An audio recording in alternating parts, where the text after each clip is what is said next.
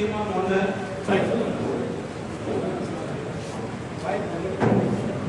தீர்மானம் இரண்டாவது தீர்மானம் பள்ளிவாசலிலும் பொருத்தப்பட்டுள்ள பூமொழி ஒழுங்கிற்காக உச்சநீதிமன்றம் கொடுத்துள்ள ஒளிவளவு வழங்கலாம் என்பதையும் காவல்துறை புரிந்து கொள்ள வேண்டும். மேலும் பள்ளிவாசலில் ஒழுங்கப்படும் வாகனம் என்பது ஒரு நாளைக்கு வெறும் 10 நிமிடம் மட்டுமே ஒழுங்கப்படுகிறது என்பதே உண்மை.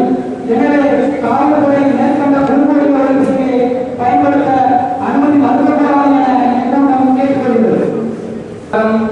சென்னை உயர்நீதிமன்றத்தில் பூங்கொடி ஒளிபரப்பு சம்பந்தமான வழக்கில் மாண்புமிகு நீதியரசன் எஸ்.கே. ரவுஸ் அவர்கள் மேற்கண்ட பூங்கொடி ஒளிபரப்பின் ஒளி அளவுகளை குறித்து தமிழக அரசு இறுதி முடிவு எடுக்க வேண்டும் என்றும் பரிந்துரைத்துள்ளனர். ஆனால் இதுவரை தமிழக அரசின் சொந்தமான எந்த முடிவும் எடுக்கவில்லை. எனவே தமிழக முதலமைச்சர் அவர்கள் விஷயத்தில் தலையிட்டு உடனடியாக நல்ல முடிவு எடுத்து தமிழக சிறுபான்மை முஸ்லிம்களின் அச்சத்தை போக்கி அவர்களின் வழிபாட்டு உரிமை நிலைநாட்டுவதை கூட்டம் கேட்டுள்ளது. சமுதாய கட்சிக்காக இங்கே கூடியிருக்கும் உங்கள் அனைவரும் வரவேற்கிறேன்.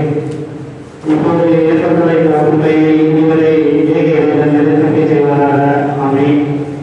தீர்மானம் 4 தொடர்ந்து சிறுபான்மை முஸ்லிம்களை உணர்வுகளை துன்படுத்தி வரும் இந்துத்துவ நாசகார சக்திகள் சிலர் மேற்கொண்ட கூட்டுவழிய ஒத்துழைக்க விவகாரத்தில் கவனமாக சிறுபான்மை முஸ்லிம்களின் வழிபாட்டு உரிமைக்கு எதிராக செயல்பட்டு வருகின்றனர். இதனை நெல்லை மாவட்ட காவல் கண்காணிப்பாளர் அவர்கள் பத்திரிகை அறிக்கையை வாயிலாக கண்டித்துள்ளார்.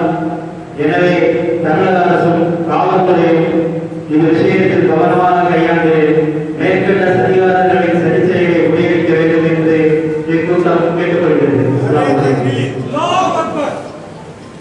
5வது இறுதி தீர்மானத்தை எஸ்டிபி கட்சியினுடைய கிழக்கு மாவட்ட செயற்குழு உறுப்பினர் எஸ்.டி. ராஜா அவர்கள் காவல்துறையும் நடவடிக்கைகள் ஜமாத் நிர்வாகிகள் அச்சப்படவோ கவலைப்படவோ நன்றி வரைக்கும் கொண்ட வழக்கறிஞர்